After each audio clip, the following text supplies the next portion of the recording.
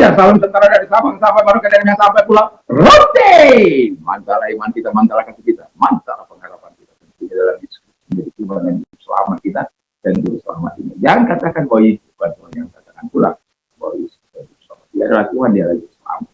Kalau engkau percaya, engkau akan diselamatkan. Yohanes 3 ayat 3 kanan dan Yohanes 14 ayat kanan, Yesus sudah berkata, akulah jalan dan kebenaran hidup, dia sampai kepada Allah.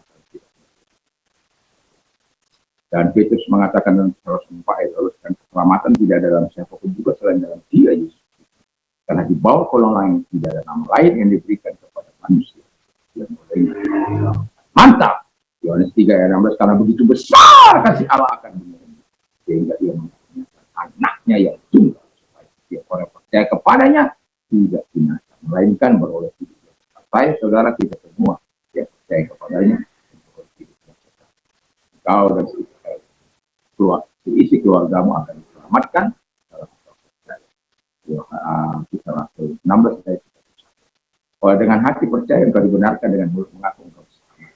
Orang yang percaya tidak akan pernah Roma 10 ayat 9. Kiranya kekuatan Tuhan, kekuatan firman, kekuatan Roh Kudus, kekuatan doa, kekuatan iman akan baik dimanapun kita diri berada. Tuhan Yesus. Haleluya. Tentunya kita berdoa. Terima kasih Tuhan, biarkan kami tetap berada di dalam kehendak Bapa, memilih yang terbaik.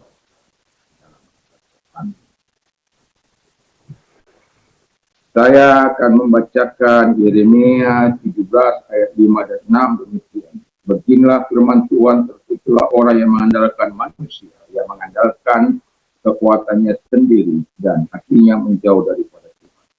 Dia akan seperti semak bulus di padang belantara. Dia tidak akan mengalami datangnya keadaan baik. Dia akan tinggal di tanah angus di padang gurun, negeri padang asing yang tidak bertemu. 7-8. Diberkatilah orang yang mengandalkan Tuhan, yang menaruh harapannya pada Tuhan. Dia akan seperti pohon yang ditanam di air angin, melambatkan akar-akarnya seperti batang air, dan yang tidak mengalami datangnya panas terik, yang daunnya tetap hijau, yang tidak khawatir dalam tahun kering, dan yang tidak berhenti. Jadi tema kita adalah pilihan.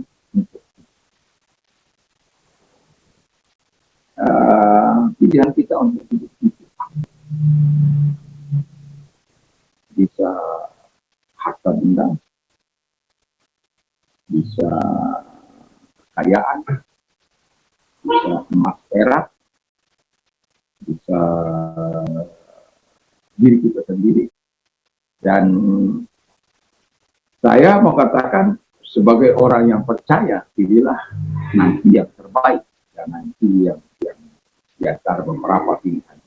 Yang pertama, pilihan hidup bagaimana yang Anda inginkan, karena Tuhan yang memberikan kebebasan bagi kita untuk memilih untuk hidup.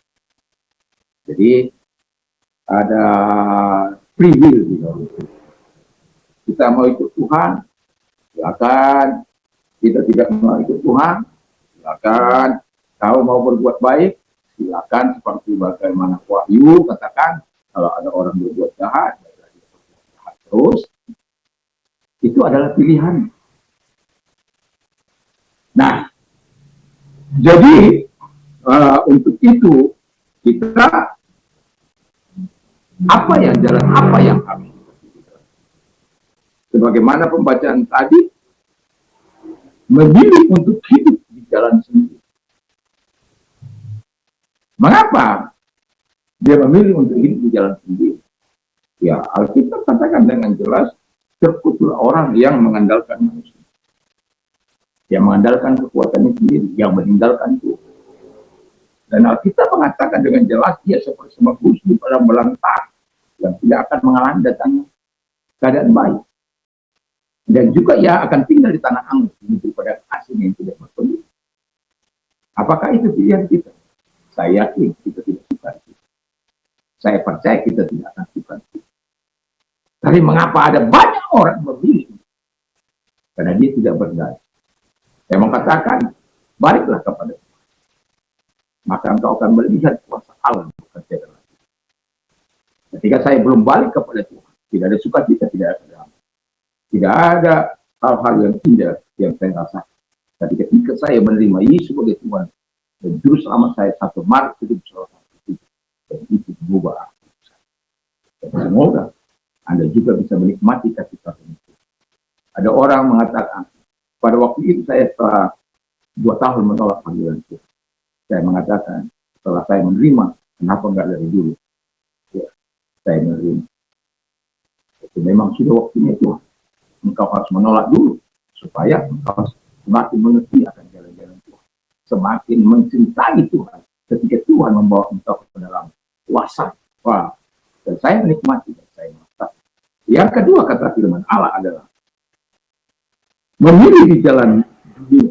Memilih untuk di jalan dunia. Dan Alkitab mengatakan, janganlah serupa dengan dunia ini, tetapi berubahlah oleh pembaharuan diri, supaya kamu tahu mana kehendak Allah yang baik, yang berkenan, dan yang sempurna. Jadi kita tidak boleh memilih dunia ini. Karena kalau kita memilih dunia ini, berarti kasih Bapa tidak ada pada kita. Nah, orang yang memilih dunia ini hidup dalam hawa nafsu, hidup dalam kedagingan, hidup dalam keangkuhan. Dan apakah itu yang kita pilih dalam hidup ini? Pastilah tidak. Karena itu akan mengakibatkan kita bermusuhan dengan Allah. Orang yang bersahabat dengan dunia ini bermusuhan dengan Allah.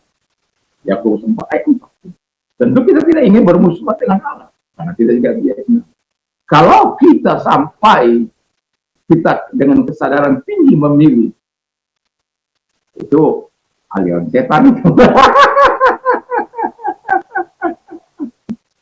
Tapi kalau karena ketidakmampuan, kamu harus berjalan di dalam keadaan rendahkan hati yang berseru kepada Dia, maka Tuhan akan melakukan kita meninggalkan jalan-jalan dunia. Lalu yang kemudian adalah di jalan setan. Nah, yang 8 yang jadi bapamu itu adalah setan. Jangan jadi bapak kita setan. Bapak kita itu bapak yang penuh kasih.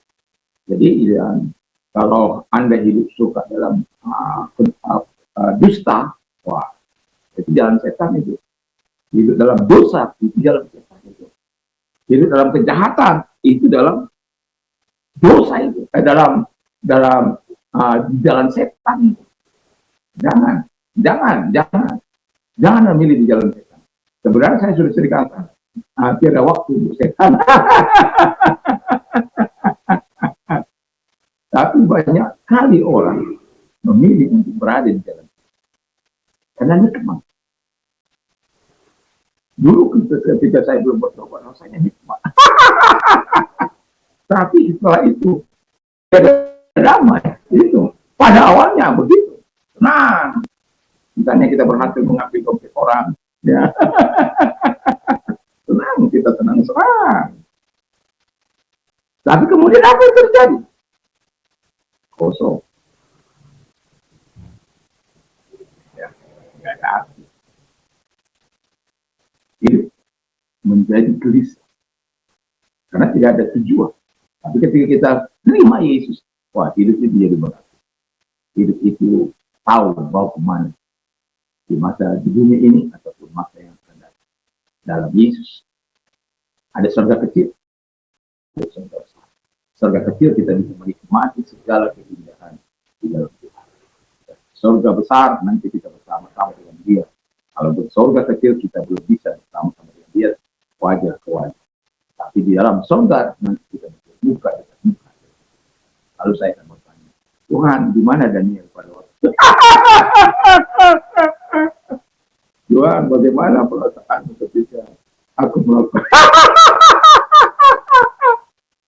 Ampun ya Tuhan. Tapi saya tidak ada di situ. Terima kasih kita paling banyak. Terima kasih buat apa yang sudah Engkau lakukan. Ya. Dan banyak hal cerita kita dengan Bapak kita pada waktu itu. Dan kita berterima kasih kepada Roh Kudus.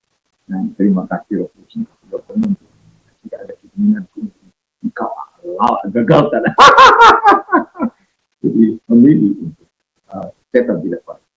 Dan yang terakhir, sebagaimana firman Allah, pilihlah di jalan Tuhan. Kalau engkau mengandalkan Tuhan, itu memilih jalan Tuhan. Orang yang mengandalkan Tuhan akan menikmati segala yang indah yang baik dari Tuhan. Wow. Itu sebabnya dikatakan firman Allah, dia akan seperti pohon yang ditanam di tepi aliran air, yang merambatkan akar-akarnya ke tepi batang air, yang tidak mengalami panas terik, yang selalu menghasilkan. Mantap lah itu. Ya. Jadi pilihlah di jalan Tuhan. Jangan pilih jalan sendiri, jangan pilih jalan dunia, jangan pilih jalan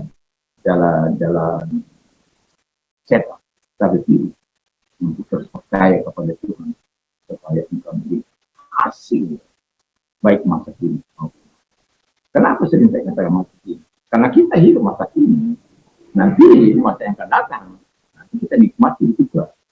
Nah, karena ada orang hanya hidup masa kini, sehingga dia tidak memikirkan masa yang akan datang.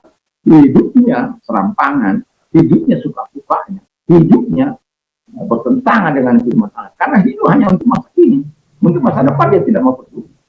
Tapi kita sebagai orang yang percaya kepada Kristus diajar untuk memikirkan masa kini, masa yang akan datang.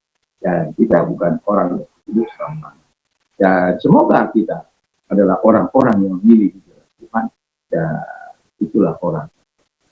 Kiranya Tuhan Yesus memberkati kita. Mari kita berdoa. Terima kasih Tuhan, Engkau adalah Allah yang kami sembah, kami puja siang dan malam. Dan biarkan kami tetap memilih Engkau sebagai Tuhan yang berusaha.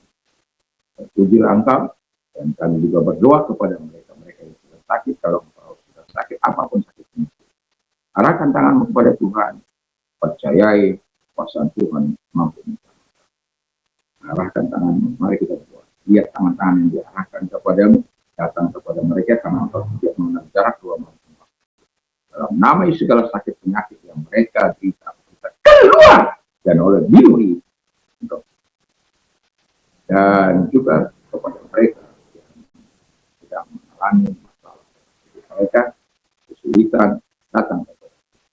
Keadaan memang tidak sudah baik, tetapi Tuhan akan terus menyatakan kuasa-Nya dan keadaan tidak baik saja itu. Kalau engkau percaya menyatakan imanmu, mempercayai janjinya, kau akan hidup. Terima kasih. Arahkan tanganmu, kita berdoa. Biarlah tangan-tangan yang diarahkan kepadamu Tuhan. Kami percaya akan janjimu, akan percaya akan firman-Mu.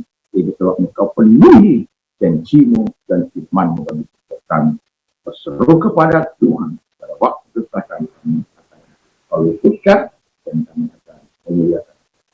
Kami mau memuliakan pertolongan datang dari Tuhan yang memberikan langit. Terima kasih, kami bersyukur, kami bersyukur.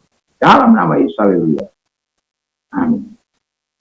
Kiranya kalau kita mau istirahat nanti jam 6 kita akan terus menyenangkan hati Tuhan dan hiduplah Tuhan. Dan ketika kita mau istirahat, jangan lupa untuk membaca firman Allah, berdoa, memperkatakan satu ayat firman itu yang dikatakan oleh firman Allah. Iman timbul dari pendengaran. Mantap, mantap, mantap.